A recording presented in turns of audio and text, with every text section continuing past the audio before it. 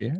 So welcome back. We got another rockin' jam-packed Ask Us Anything session. Lots of interesting topics. We'll see how many we'll get through. Last time we only got through one of the five, so I've got a few leftovers.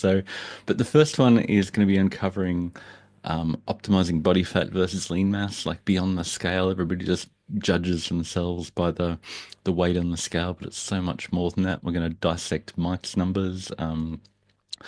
Number two, how to eat more after you've lost weight. Really interesting question from Jan. Another question from Jan about can you recover from diabetes? Is it reversible?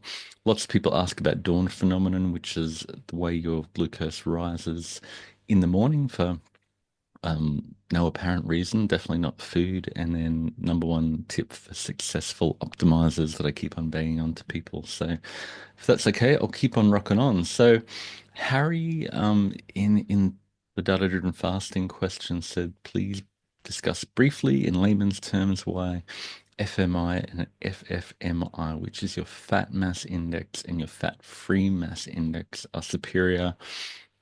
So simpler to calculate and simpler to understand, like body fat or BMI.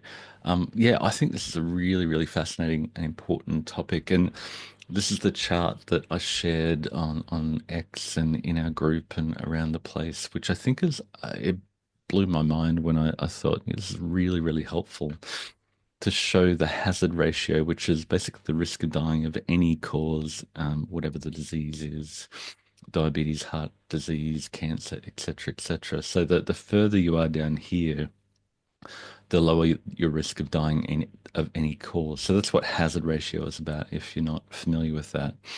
The further you're out here, this is your fat-free mass index, which is like BMI, but it just looks at the muscle, the non-fat components in your body. And on the left, we've got the fat mass index. So that's how fat you are, basically, how much fat you're carrying. As we'll see in the next few slides, if you're further to the right on the fat-free mass index, you've got a bigger metabolic engine, you burn more energy, you're able to eat more energy, and you're anti-fragile, which I think is a really, Melissa has been banging on about being anti-fragile, and that's her goal. And I think as we age, a lot of people get fragile. And then they fall over, they have a fall because they're not stable. They've got sarcopenia and osteopenia, which means they've got not enough muscle, not enough bone.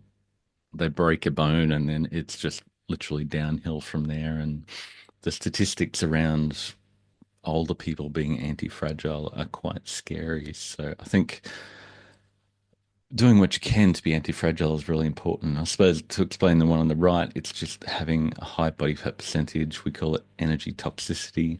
You've basically got too much energy stored in your body, and your body, like, if you flood the engine of your car, it stalls because you've got too much energy sitting in your system. And when we've got too much fat, too much glucose floating around in our body, it doesn't function as well, and that leads to excess growth and cancer and diabetes and everything else. So that's what that chart is. But to break it down a little bit more, we talk about these fuel tanks in our body.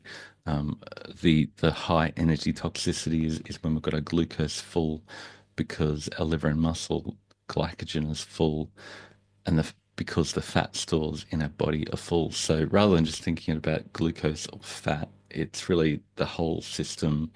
And if your fat is over full, it backs up in your system. And what we try to do with all our programs, particularly DDF, is deplete the glucose so we can then attack the fat in our body. And that's, with DDF, data-driven fasting, it's about waiting a little bit longer until you're ready to eat, till you've drained some of the fuel. We measure glucose, but that's an indirect measure for the other components in your body. And really, that all leads back to, energy toxicity. I really love this image from Ted Naiman. We've all been looking at insulin and blood sugars and hyperinsulinemia and all the, saying that's the root cause of all the little diseases of atherosclerosis and asthma and rheumatoid arthritis and type 2 diabetes and hypertension and everything. But really the underlying root cause is the energy toxicity in our body. So any questions before I keep rocking on, Laurie?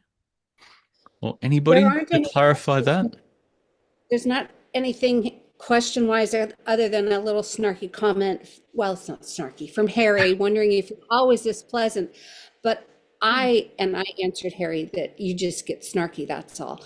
But going back to the first image that you showed, Yeah. I know that that probably makes sense to some people, but Yep. I can't sort it out. So maybe I'm not the only stupid Wait, one wait, here wait, that wait. And that's what the next slides show you and unpack it with Mike as an n equals one, which is going to be. I'm fascinated. So, Ren, did you have and a Ren, question? she has her hands up. Sorry, couldn't find the unmute button. All right.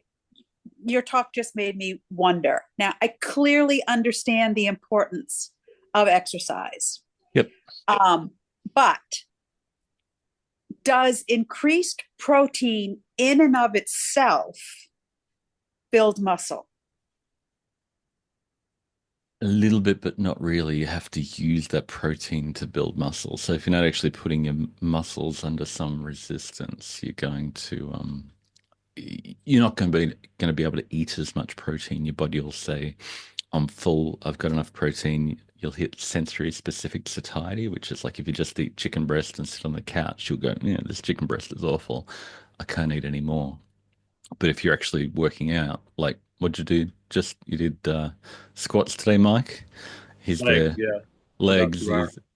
He's chowing down on the protein like a horse.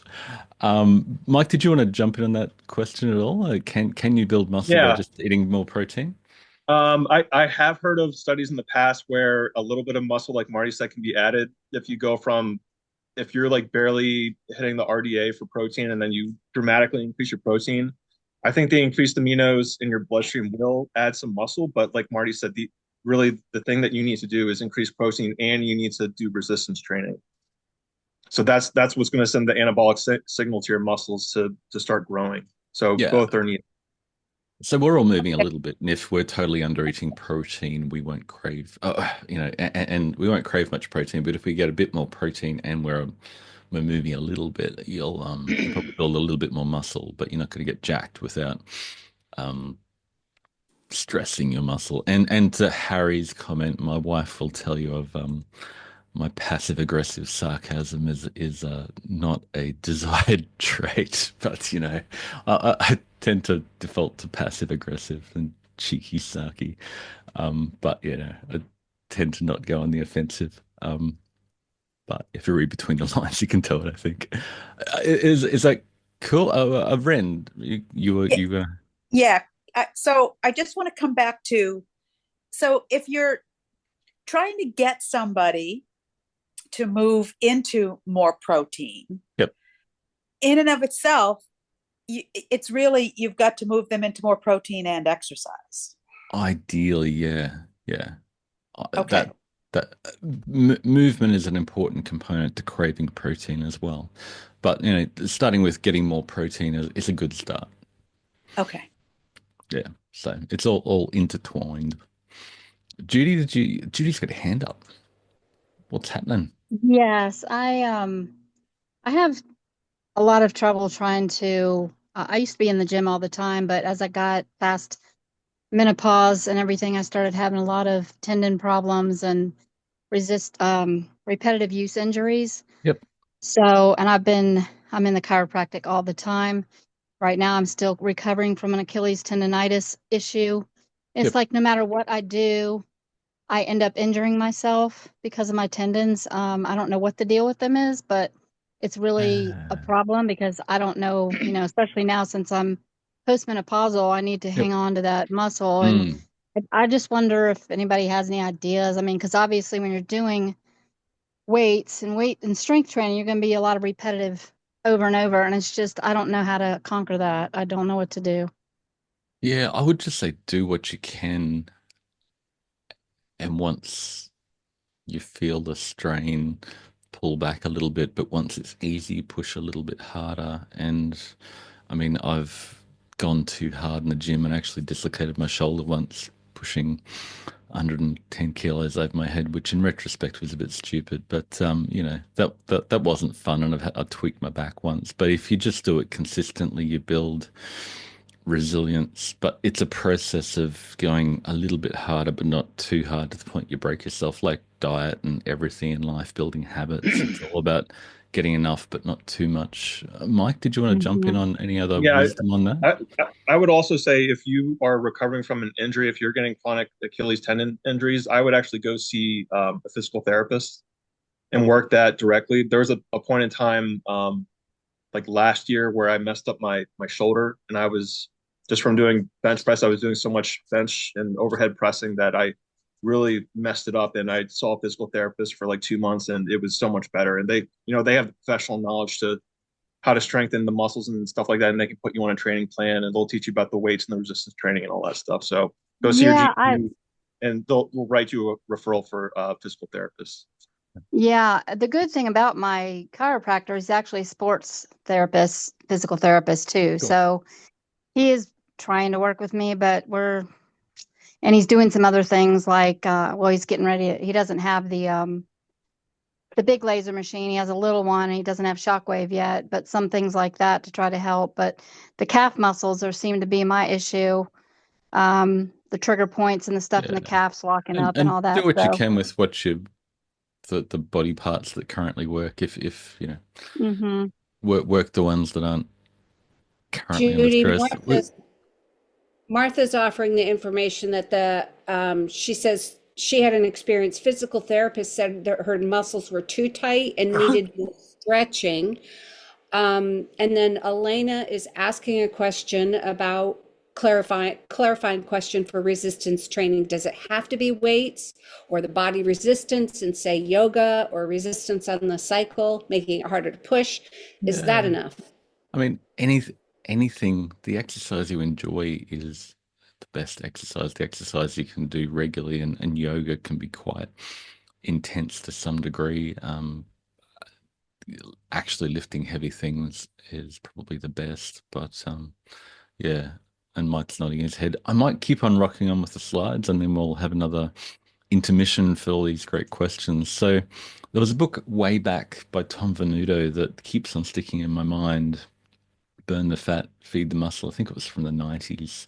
And you think, oh, it's just a bodybuilder thing, but it's really an everybody thing that when thinking about diet and health, it's about how can I burn the fat and feed the muscle. So burn the fat is really, you know, dialing in your diet, higher satiety, bit less fat, bit less carbs, bit more nutrients to make you satiated, and then feeding the muscle is the protein to make it grow, and then putting it under that resistance training. And this is the post that I had that goes through the little dot points of both more muscle and less fat are really important. We need to torch the fat, build muscle, and if you focus on both of those, not just the weight on the scale, you become anti-fragile and resilient. So this is really cool. I had this picture in my brain and worked through the numbers this morning. We talked to Mike last week, and really cool to talk about his story of going from type 1 diabetic, looking at gastrosurgery, and when I need to change something before I have to be cutting open my stomach or going on weight loss drugs. So what can I do? And went through a few dietary phases, and he was up there at a body fat of around 50%, BMI of 47, fat-free mass index. So to show you what that chart means, 26 and a fat mass of 21. And then he suddenly felt like Forrest Gump and wanted to run, and found keto and fasting, and lost a good chunk of weight. So from 380 to 235 pounds. I've visually estimated his body fat at about 25%. BMI comes down to 29, fat-free mass index at 22. But then he went, let's try this protein thing, higher protein percentage, and I'm going to lift heavy. So it's that combination of I'm getting enough protein and I'm lifting, so I'm craving the protein and I'm feeding my muscles because I'm putting them under stress and strain and damaging them and growing them. So I think, when did you do the macros masterclass? About a year ago, Mike? About, yeah, like last summer, I think.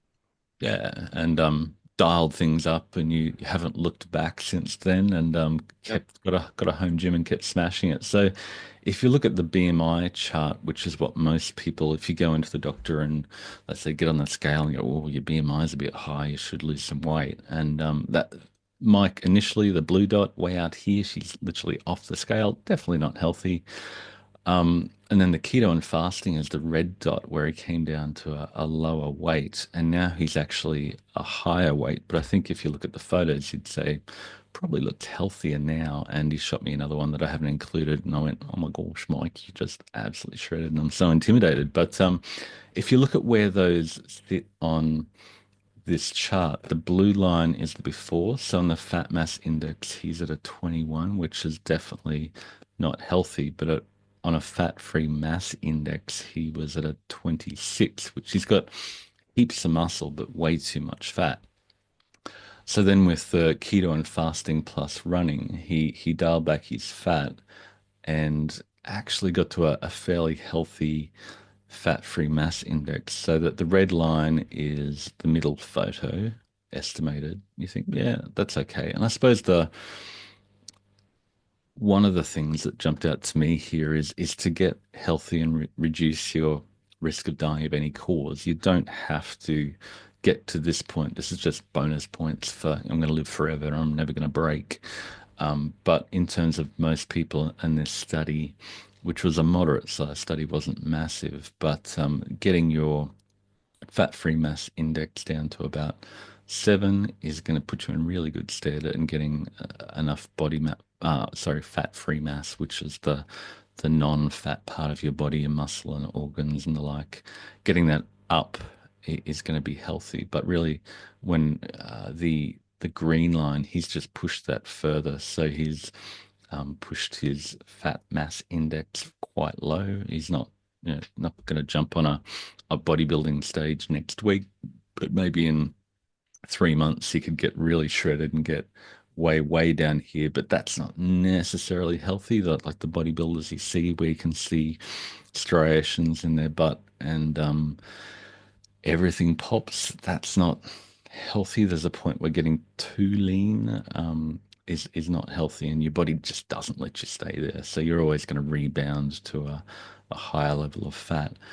And look at the green line here. Mike has pushed his muscle mass way up here. So I thought that was fascinating, and I think this chart is really useful to say, do I need to lose fat or do I need to gain muscle or a bit of both? And where am I at in terms of my risk of longevity and dying of any cause? So, any questions about that? Did that help clarify, Laurie, of what does that funky chart mean?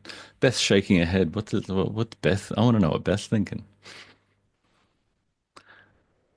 I want it to be more simple, but now I see there's two different charts on this one page. Yeah.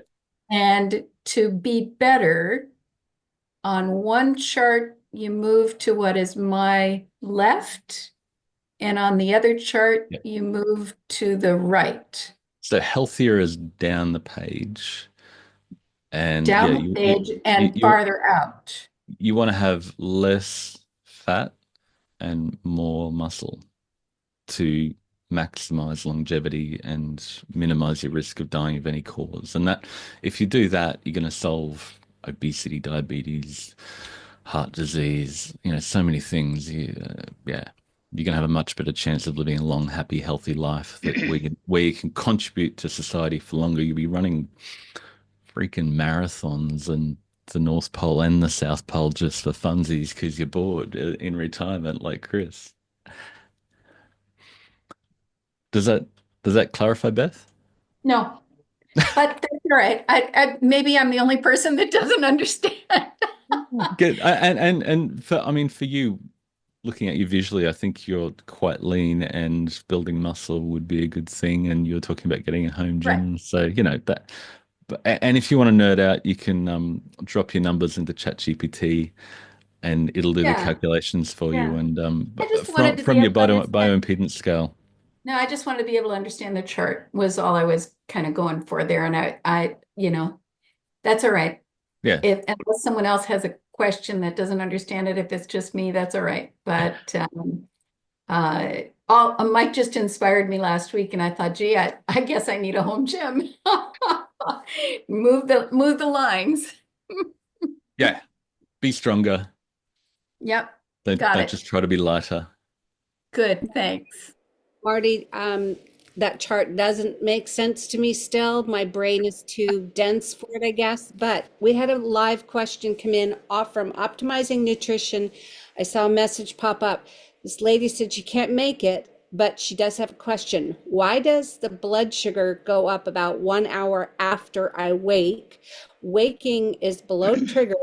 The 69 minutes late, 60 to 90 minutes later, it's up 20 points, sometimes over trigger. No Yeah. food or caffeine taken in. That's part three where we talk about the dawn phenomenon. So if we keep on trucking through, we'll touch on that. And Mike just mentioned this image from Ted Naiman, which just my crazy charts and my engineering numbers brain. Don't weigh less, weigh better, and don't focus on being don't only focus on being lighter. Focus on being anti-fragile, stronger, and leaner. It's a two-part thing, and to do that, it's eating better, and you can't neglect the value of working your body. Ren, did you have another? You got your hand up again, mate. I just had an observation. Did anybody else notice that Mike's numbers say that he is obese? I mean, like, really? In traditional numbers, Yeah, Mike is obese? the, That the, just smacked my head. this BMI chart is really garbage. It's just easy because the number on the scale is an easy number to measure, and very few people measure their body fat. But if you've got everybody's got a bioimpedance scale now and can look at it in terms of, have I got enough muscle and am I too fat? And if you think of it in those two compartments, you go, okay, I don't need to weigh less or be leaner. I might need to gain muscle to maximize health.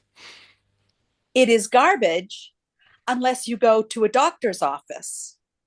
And that's all they've only got the scale that does the weight and they're only trained to look at BMI. Right, just crazy. Yeah. Sorry, I just had to. I I know think that comes from life insurance actuaries, doesn't it, Marty? The BMI, BMI, because yeah, they know yeah. how much to It's charge like you. 4 decades ago or something crazy. My son is training to be an actuary, so I'll see if I can get him to sort that when he becomes an actuary.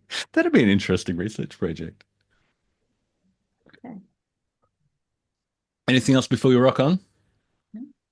Cool. Part two. Dum da da dum. Jan had a question about she did the Roy Taylor diet. We've talked about Roy in our live Q&A yesterday in DDF. Roy is cool. He understands the root cause of diabetes, but um, his diet consists of, we give you Optifast shakes and you try to eat 800 calories a day and you lose weight, but you end up losing muscle as well, which is really the big problem. And Jan's sort of saying, um, I lost a ton of weight, then I got really hungry and I had to eat less and less and less and less. And this seems like a horrible situation. Do I have to work out for 2 hours a day? Woe is me. Is there any end to this crazy thing? Is it more challenging for women versus men? Insert small but effective rant about the unfairness of it all here. So, I don't love victim mentality, and I think there's a way, but to look at what the Optifast shake is, it's just a Nestle product that is designed for weight loss. And if you jump into Chronometer and drop in 5 packets of Optifast to get you 800 calories a day, it provides 41% protein, which is, actually okay. But if you cut your calories down to 800 calories a day at 40% protein, you're only getting 80 grams of protein a day, which for most people is on the low side. So I think the big challenge is that you're really cutting your calories, and with the really low calories, you're not getting enough protein unless you're pushing your body. You're not gonna, you're probably gonna lose a ton of muscle as well as weight. So if you look at the nutrient data, it's not great for Optifast, but the nutrients that they do have, it's not whole foods, so they're often added to meet the RDA with synthetic fortification. So I'm not loving um, a shake diet to lose weight. It is effective, but you don't learn to eat well at the end, and all of a sudden my OptiFast subscription has ended. Now I'm surrounded by pizzas and donuts, and they look amazing, and I can't stop eating. Any questions before I jump onto part two? Jan's here. Jan's got a hand up. I didn't do the OptiFast. I did whole food plant-based 800 calories a day for Oh, 11 okay. weeks. So I didn't lose a lot of muscle as Okay. a result. But what it left me with is the inability to eat over 1,400 calories a day and effortlessly gaining weight if I eat anything starchy or fruit based or whatever. Yep. And so I'm just very curious. I'm looking at Mike very closely, and I'm going, well, I think that if I go down that road and I spend 2 hours a day um, weightlifting, then eventually I will replace the fat that my body has turned into muscle, and I will Yep. return to metabolic health. Um, Yeah, but I know he didn't start out with 1.5 to 2 hours a day. Did you, Mike? Tell me you didn't start out with that. No, I didn't. What did you start out doing? When I was like 400 pounds, I got to, I was a couch potato. I got to a point where I started losing weight, and there was a point where I just literally couldn't sit still anymore. Like I spontaneously started exercising.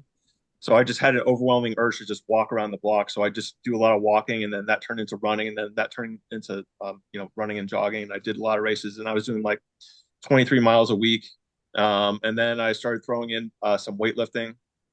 And then I totally cut out the running, and now I just do weightlifting. But when I started weightlifting, it's probably about 45 minutes to an hour. But these days, I usually do an hour and a half to 2 hours.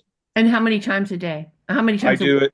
a I week? do it so I lift every other day. So I lift one day really hard, and then I take the second day as rest, and I'll make sure to get 8 to 10,000 steps, and then I'll lift the day after that. So I have a day of rest in between, because it's really important to um, prioritize recovery if you want hypertrophy. That's a lesson that I learned recently. Hmm. So yeah. I Okay, so suppose, it's three Jan, or four just times.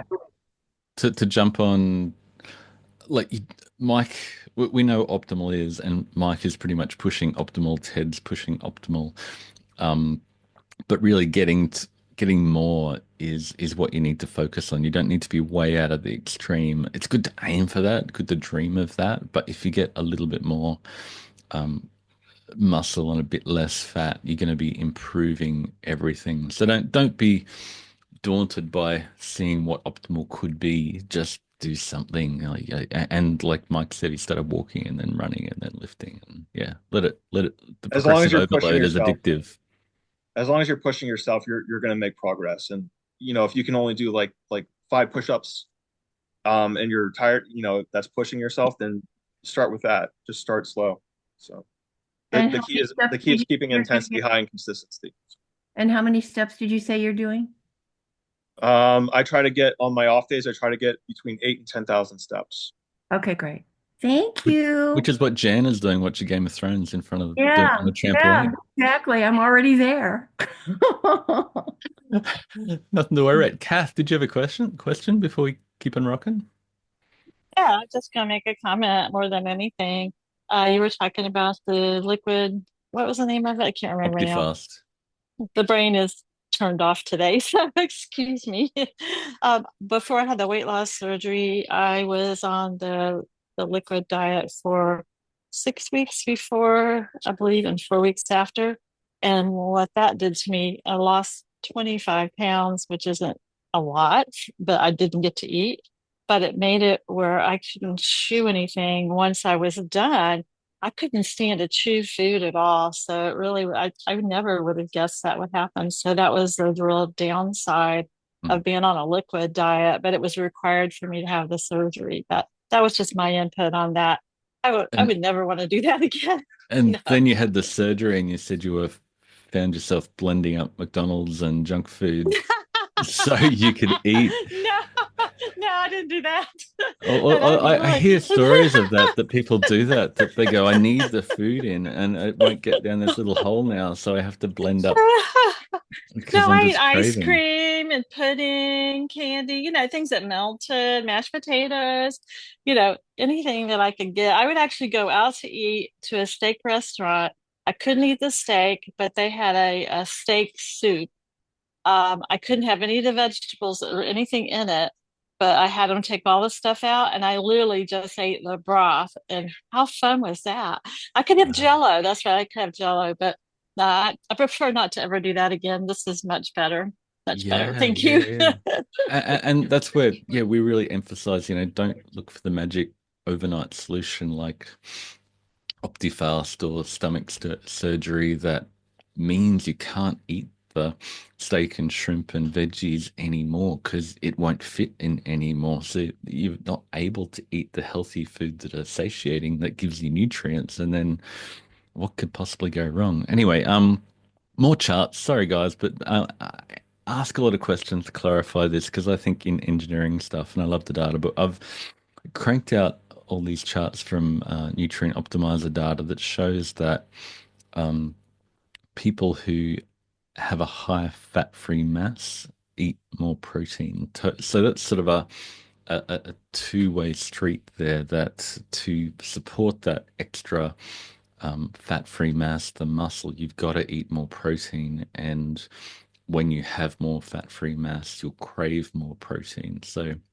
the whole protein debate is, I think, a little bit crazy because, if you don't have muscle mass, you won't crave protein and you won't need protein and you won't grow muscle mass. So it's, yeah, sort of a double-edged sword there. Interestingly, the data analysis showed that people who have a higher fat mass seem to actually eat less. And I think that's the flip side of people who are under muscle become fat and less active, and actually, they may actually need less energy, which is crazy. So I'm not going to put too much stock in this, but just just because you've got more fat on you doesn't mean you need more energy. It's actually the muscle that does all the heavy lifting, and having more fat may actually mean you need less energy and crave less energy, and you have to keep on cutting your calories way, way, way, way, way down.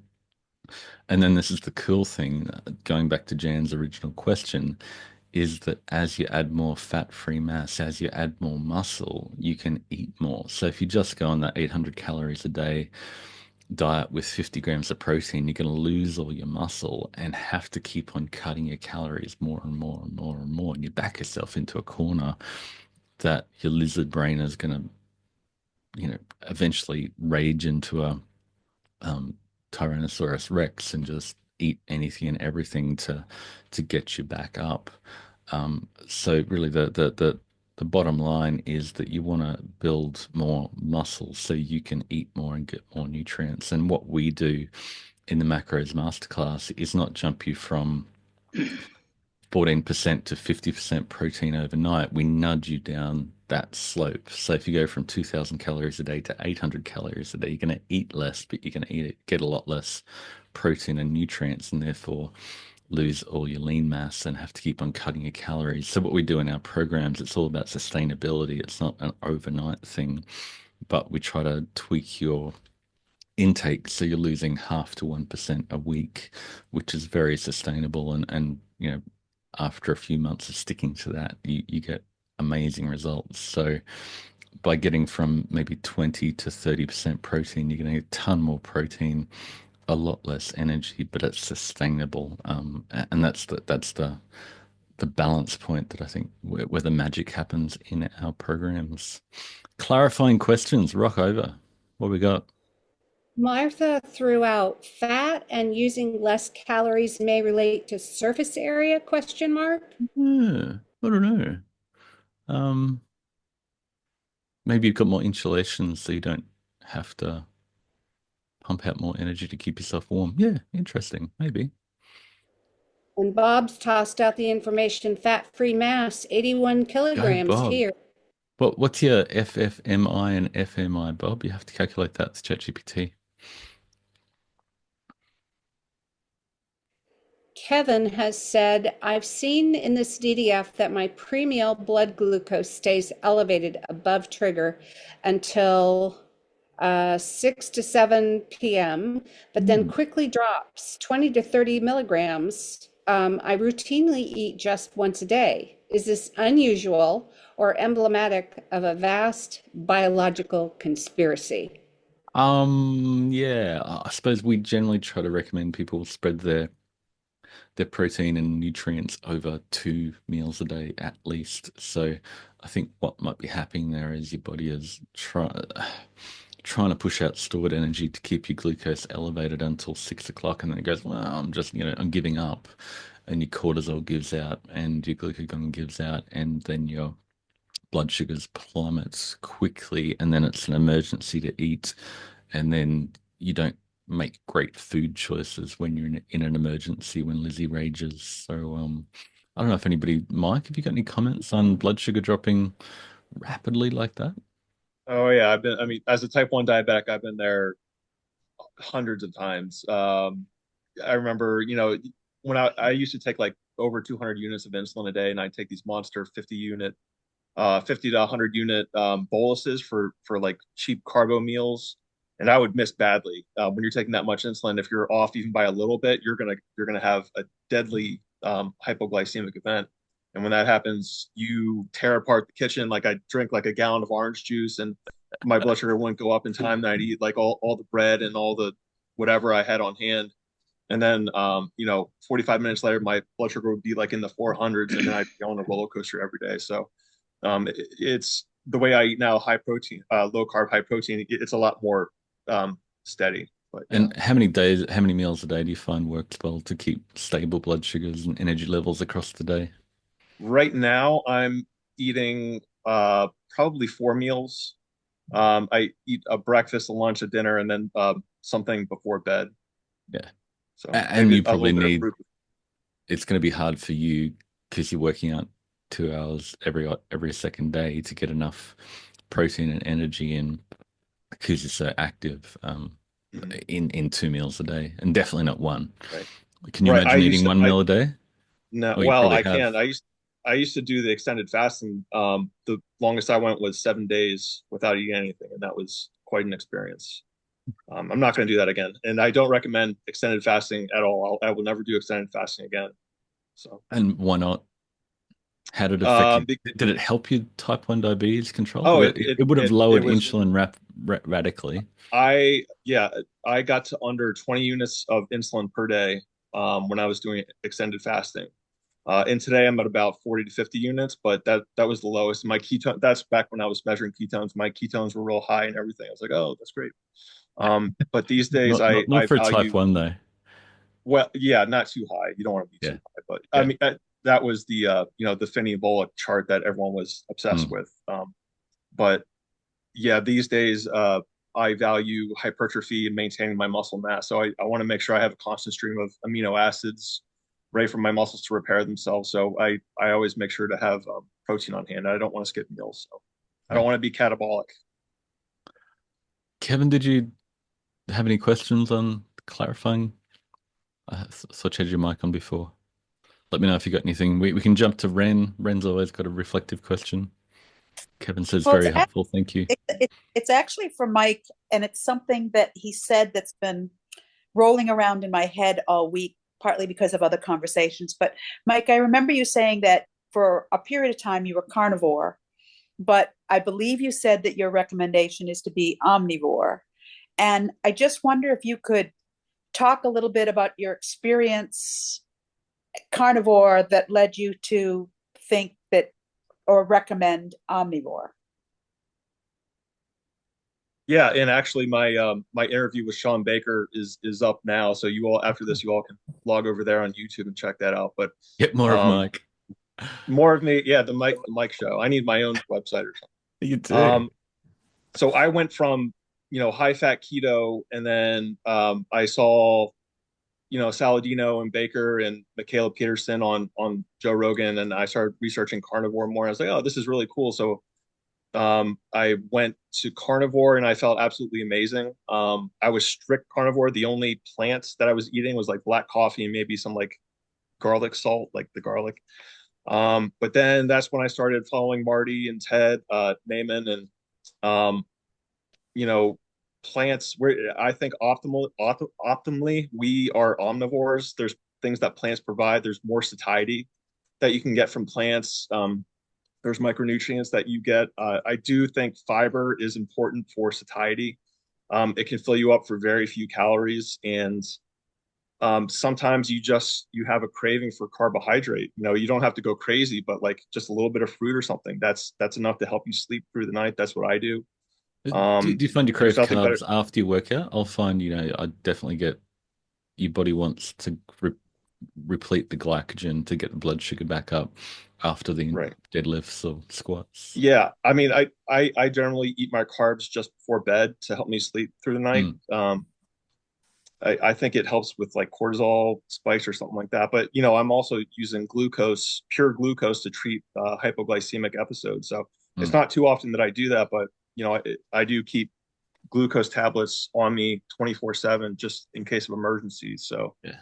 And in the yeah, data-driven fasting challenge, we talk about rescue carbs, that if your blood sugar gets really low, then bumping it back up, which is really modeled on what Bernstein recommends for type 1s. yeah, yeah. But to answer your question, I think omnivorism is probably optimal. But people have great success, and I had great success with carnivore. So, but Yeah. that's just me.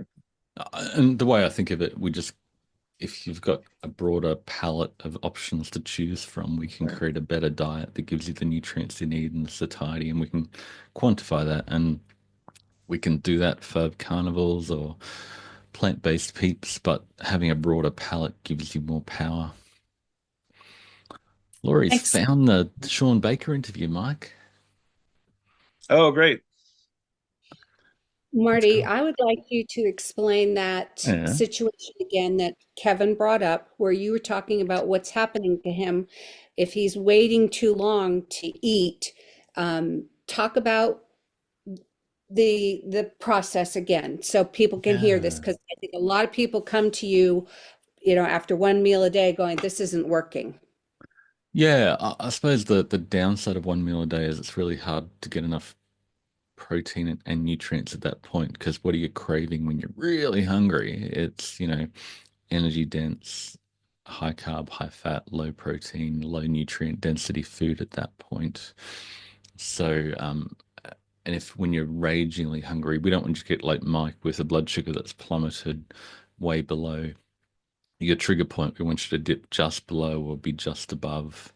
And if you're just above, you prioritize protein and nutrients. But if you're just doing one meal a day and toughing it out and pushing through hunger and ignoring hunger and trying to be a hero and develop your fasting muscle or whatever people call it online, your body's struggling to a degree because it's continually having to, like, we'll talk about in the next question, the you have a cortisol and glucagon response to adrenaline to push stored energy out, which happens in the morning. But if you're doing that all day, your body's under some stress to push through that hunger and release stored energy, and then it just taps out, and your blood sugar plummets, and then you're in a amnesic. I don't know why I ate all that and what I ate, and you wake up and go, "Whoa, did I really eat all that?" And I feel really guilty, and you go, "I feel guilty, and I'm going to try again to do better tomorrow and have one meal a day," and it's just a downward spiral, I think, potentially. And yeah, so yeah. And Kevin says I don't get that hungry even when BG drops quickly, but I think if you're eating more regularly and not trying to push through hunger, you become more attuned to your true hunger signals, and having 2 or 3 meals a day. And if you're really active like Mike, 4 might work better. But yeah, that's an interesting. We just find 2 meals a day most days works best for most people who aren't as active. But if you're more active, then 4 might be great. Cool. Does that cover it? Any clarifying questions before we jump into dawn phenomenon? Sounds like that from the Muppets. So anyway, the good old days. So dawn phenomenon. Jen's asking, why is my glucose reading going up from below my trigger point in the morning? Basically, she wakes up. She's not particularly hungry. She's got a CGM, I think, in this situation, and wakes up with a lower blood sugar. Then it goes up. She feels hungry, but she's above her trigger. So if you look at, it's really hard to find good data on dawn phenomenon, but this is a CGM map of what can happen often is you have the lowest glucose through the morning, sort of midnight to 3, 4, 5 a.m. And then because your circadian rhythm, your body's locked in with when you're going to be awake, when you're going to be sleeping, it goes, hey, we're about to wake up, and the cortisol and adrenaline start to rise. And that triggers glucagon, which just pushes out stored energy from fat and glucose into your bloodstream. And you're basically fueled up, ready for the day. You hit the ground running, you bounce out of bed, do your best. I know I do my best creative work in early in the morning. Your brain's functioning, you've got the adrenaline going, and then that can dip and rise a little bit more in the afternoon, dip again, and our bodies want to be at a rested state. So to go from fully fueled during the day down to a rested state in the evening. And I suppose just to jump onto the late night OMAD, if you've had your only meal later at night, your body's going to be processing all that energy overnight, where it really wants to be resting and have most of its energy put away into storage so you can just rest and your metabolism's not in overdrive at night. So you're not going to get as good REM sleep when your body's processing your massive meal that you had just before you went to bed. So that's what dawn phenomenon looks like. It's just a normal rise in glucose in the morning.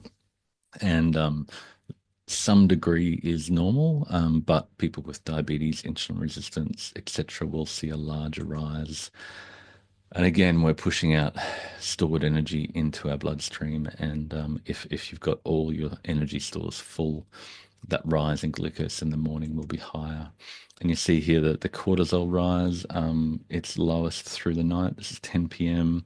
and 4, 5, 6, 7, cortisol starts to rise. And some cyclical cortisol oscillation is perfectly healthy. You just don't want to be always stressed all the time, caffeinated and through the entire day.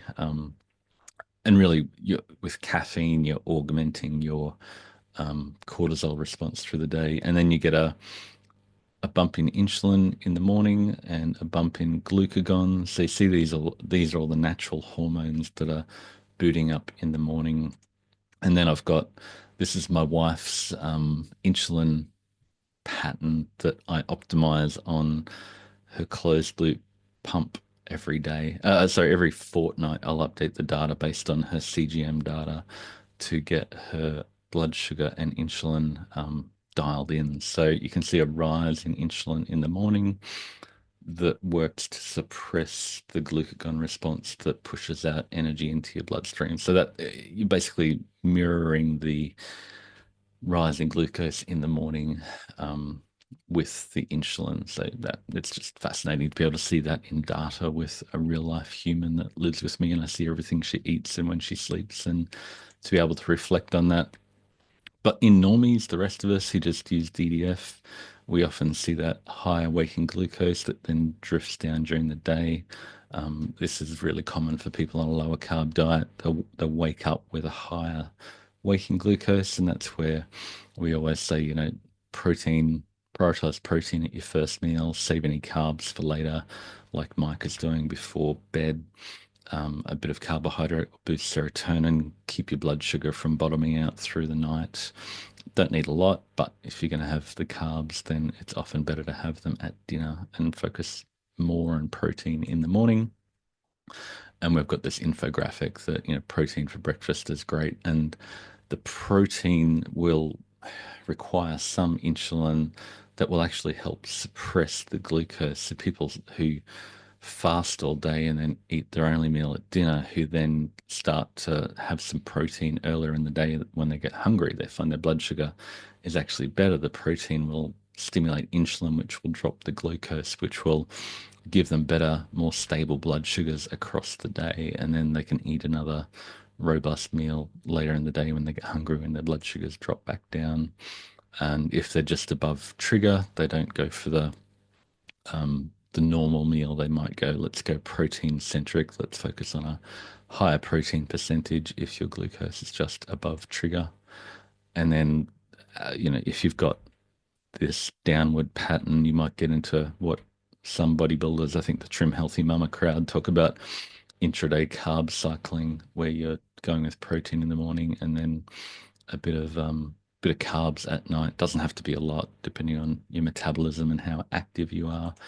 Then you fall into a nice pattern of 2 meals a day or 3 meals a day. Or if you're working out like a horse and lifting like a crane, like Mike, you're on 4 meals a day to fuel your body while still losing weight, which is super cool. And we get to the point where we've drawn down our glucose in the morning, and then if we're not overeating the fat, we draw down on the fat in our body, and then we return to that cool little diagram at the beginning where we've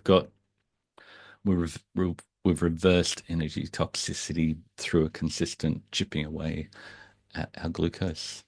I think that's going to be it. Lots of questions, hopefully, on that. We've got 8 minutes. Martha's got a good question. She says, if insulin has issues of, sorry about my dinging, resistance, Ding. diabetes, etc., do we also have metabolic problems with glucagon? Oh, wow. Um, yeah, that's a really deep question. There was a really interesting lecture that I watched 10 years ago that they argued that the issue with diabetes is really glucagon pushing out stored energy from your liver into your bloodstream. And because you don't have enough, you're insulin resistant, that force from the glucagon hormone is too much, which causes the rise in blood sugars. It's a complex way of looking at it because you can't really manage glucagon or you can't really turn off glucagon. But that was the theory that if you could turn off glucagon, you'd reverse diabetes. But really,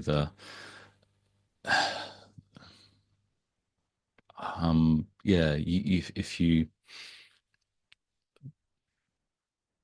the way to address the root cause is not have so much stored energy in your body that your body is trying to always push the stored fuel out of storage into your bloodstream, and then the insulin can do its job and keep the blood sugars more balanced. I don't know if Mike's got any deep insights into that as Yeah, I type mean that's one.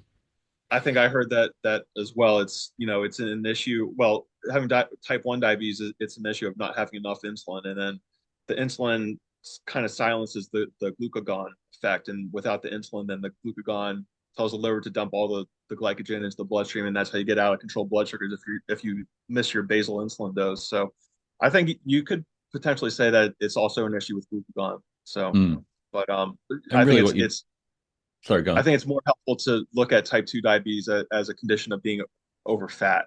Yeah, So that kind of realigns your goals as, I'm not trying to reduce my insulin, I'm not trying to reduce my glucagon, I'm trying to reduce the visceral fat in my body. So yeah. that So your might be. body's not working. Your body is, when you're over fat, you can see it as your body's going, oh, I've got energy toxicity. I need to push all the stored energy into my bloodstream for use. But if you then sit on the couch and eat donuts, then you know it can't fix itself. It can't heal itself because you're still putting in the junk fuel and not using it, and your muscles are too small to use all that energy. And there was a insulin pump closed loop system that was being developed that would um, infuse insulin and glucagon. So when people are going low, they'd infuse glucagon to push it back up. And I don't think it was found to be particularly useful. But I think, and the other glucagon factor, complete rant, that some people who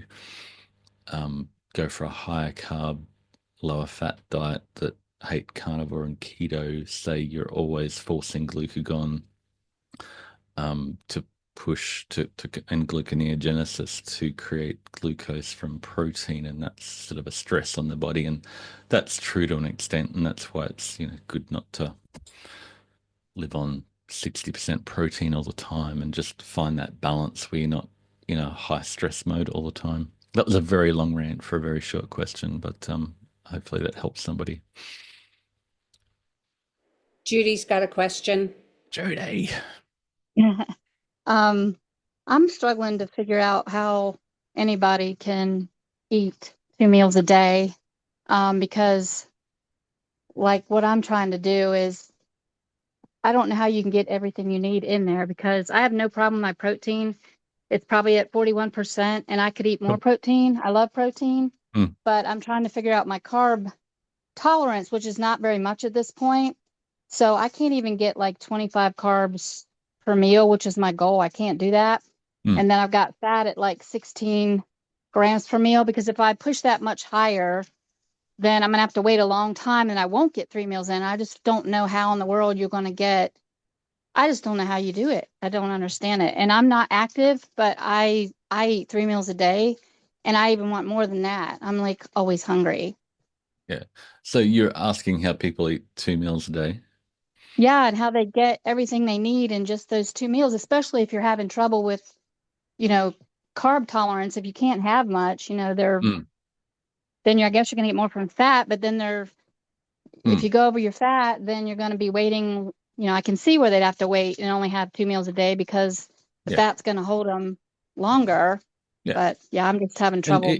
if you're in weight loss mode, 2 meals for most people who aren't super active and don't have a lot of muscle mass, who aren't big bodybuilders like Mike, who's 116 kilos, you're gonna make, if I ever meet you, you're gonna feel intimidatingly large compared to me and like my son. But like if you're getting 2 meals a day, that's where it's really important to focus on getting the protein and nutrients without excess energy. And that's what we do in the macros and micros class.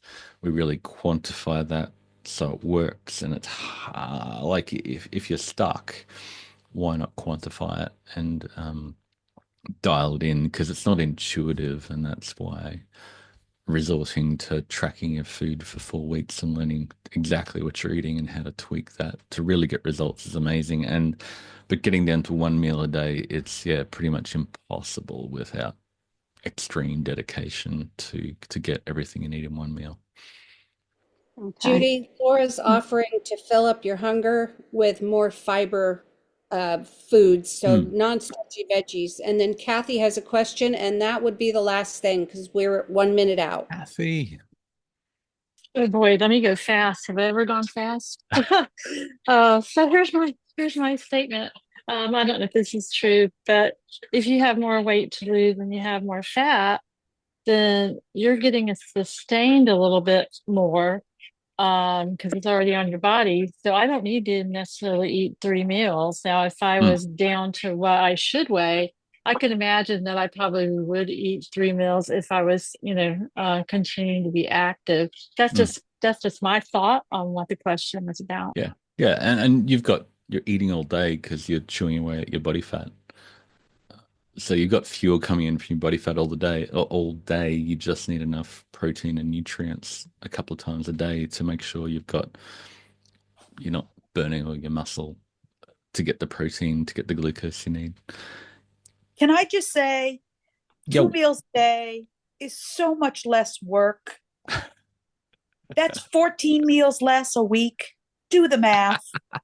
there you go. Everyone's different, and that's okay. We don't put you into a little box. And this has been a ton of fun, peeps. Thank you so much for the interaction. I'm loving how this is building the community. Next week, we're talking to Sarah, who I find completely fascinating. I'm looking forward to hearing her story of coming into our space. And I thought, she's younger lady who's got everything dialed in, but she's really, using our program has got great results on so many levels, and she's quantified the hell out of it. So I'm looking forward to hearing more about that. Next week, same bat time, same bat channel. After that, we've got another Ask Us Anything where we'll go through the rest of the questions I didn't get through today, but that's okay. And then 1st of February, we've got the Macros Masterclass, which is where we, if you're struggling, if it's like none of this makes sense, how do I dial in my protein and fat and 2 meals a day versus three? We just go, what are you eating now?